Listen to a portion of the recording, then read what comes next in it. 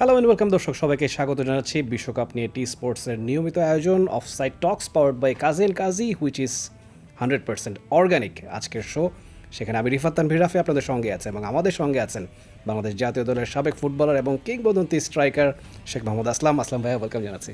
ধন্যবাদ আপনাকে। আসলাম ভাই কেমন আছেন এবং বিশ্বকাপটা কেমন এনজয় করেছেন সোফার? হ্যাঁ, ভালো আছি।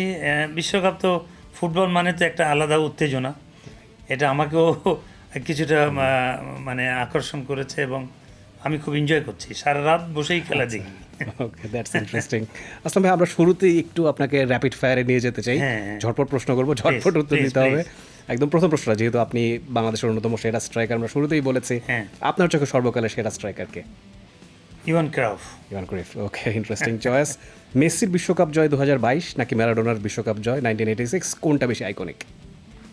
ম্যারাডোনাটাই আমার কাছে ভালো লেগেছে। Okay, penalty shootout or golden ball? Golden ball. Golden ball, interesting choice.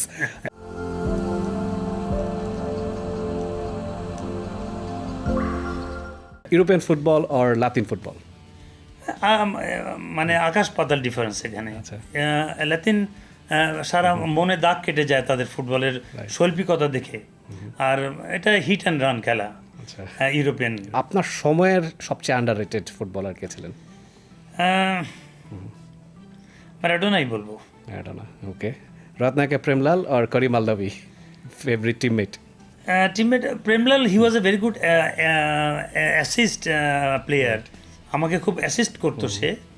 But overall যদি আপনি জাজ করতে বলেন, আমার আইকনিক আমার সময় ছিল Ashis Bhadra. Ashis Bhadra, okay, interesting choice. Mohun Bagan or East Bengal? I played East Bengal on behalf of East Bengal because Afghani versus east Bengal খেলা ছিল, আমার গোলে হেরে যায় ইস্ট বেঙ্গল। হেরে যাওয়ার পর ওনারা বলে যে না, এই প্লেয়ার তো আমাকে নিতেই হবে। তখন আমরা ইস্ট বেঙ্গলে খেলতে যাই, আমি মুন্নাকে নিয়ে গিয়েছিলাম।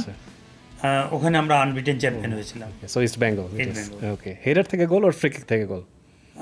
না, দূরপাল্লা শুটিং ছিল। ফ্রি কিক থেকে গোল প্রেফার করছেন, ওকে, ইন্টারেস্টিং।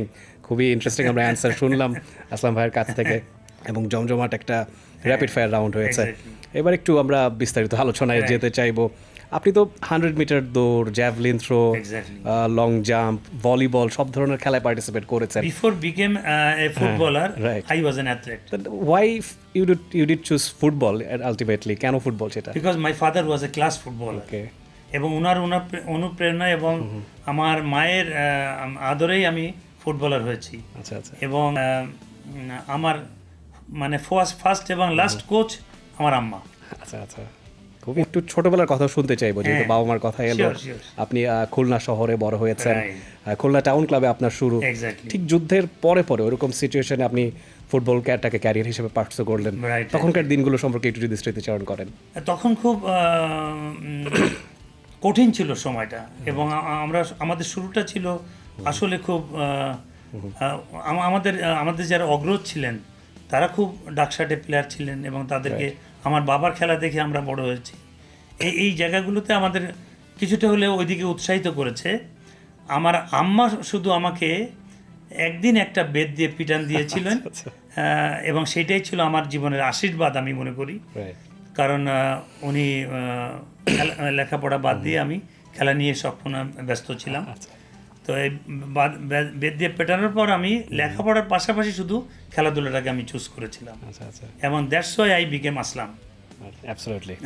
এবং এটা আসলে গুরুত্বপূর্ণ। এখনকার সময়ের বাবা মারা অনেক সময় বলে থাকেন যে পড়াশোনায় ফোকাস না দিলে হবে না, শুধু খেলার দিকে থাকলে অনেকের আসলে খেলাধুলাটা বন্ধ হয়ে যায়। তো সেই জায়গায় দুটোকে ব্যালেন্স করে চলা, সেই কালচারটা নিশ্চয়ই আবার শুরু হওয়া উচিত আসলে। আমার আব্বা ছিলেন খুব কালচারাল মাইন্ডেড, উনি গান বাজনা করতেন, নাটক করতেন। He was a very good footballer too. আমি ওনাকে দেখেই মানে উনি বলতো শুধু আমাকে একটাই কথা, আসলাম তুমি বলটা রিসিভ করেই মাথা উঁচু করবে, গোলকিপার কোথায় আছে।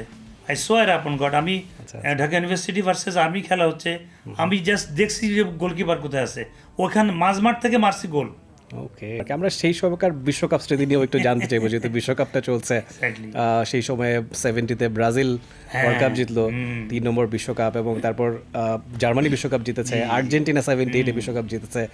আপনার প্রথম বিশ্বকাপ স্মৃতি কোনটা এবং কোন টিমকে দেখে মনে হয়েছিল যে আসলে ফুটবলটা একটা কি বলবো out of the world experience? Exactly, আমার কাছে মনে হয়েছে যে ম্যারাডোনাকে দেখে আমরা খুব ইন্সপায়ার্ড হয়েছে এবং তার যে ক্যারিজম্যাটিক ডজিং পাওয়ার, ইট ওয়াজ আনবিলিভেবল। এবং যুগে যুগে আর আসবে কিনা আই এম ইন ডাউট, এটা ক্ষণজন্ম প্লেয়ার এবং ওর কাছ থেকে অনেক কিছু শেখার আছে। Very true. এবং আমরা আপনার কলকাতা লিগের এক্সপিরিয়েন্সটা একটু জানতে চাইব। আপনি শুরুতেই বলছিলেন আপনি ইস্ট ব্যাঙ্গালোর হয়ে খেলেছেন, আমরা শুনেছি যে সেই সময় প্রথম দিনই আপনি গোলও করেছিলেন এবং গোলকিপারের সঙ্গে সম্ভবত আপনার একটা কলিশন হয়েছিল, আপনি সেন্সলেস হয়ে গিয়েছিলেন। তো সেই মেমোরিটা আসলে কেমন ছিল? না, ওটা ছিল অ্যাকচুয়ালি গোলকিপার যে ওইভাবে আমার শরীরে আঘাত করবে এটা আমি কখনো চিন্তাই করি নাই। আমি বলে উঠেছি, হেড করেছি, গোলও হয়েছে, but I was injured. So it was not intentional? না, ইন্টেনশনালি না, লেগে গেছে, পার্ট অফ গেম বলা যায়। সো ওইখান থেকে মানে এপার বাংলা এবং ওপার বাংলা যে একটা ডিফারেন্স, এটা আমরা বুঝতে পেরেছি। এইভাবে কোনো গোলকিপার হয়তো বা আমাকে মারতো না বাংলাদেশে। আচ্ছা আচ্ছা। For more updates, subscribe to our YouTube channel and click on the bell icon. Follow us on Facebook and Instagram. Download T-Sports app to enjoy exciting games and highlights. Visit tsports.com.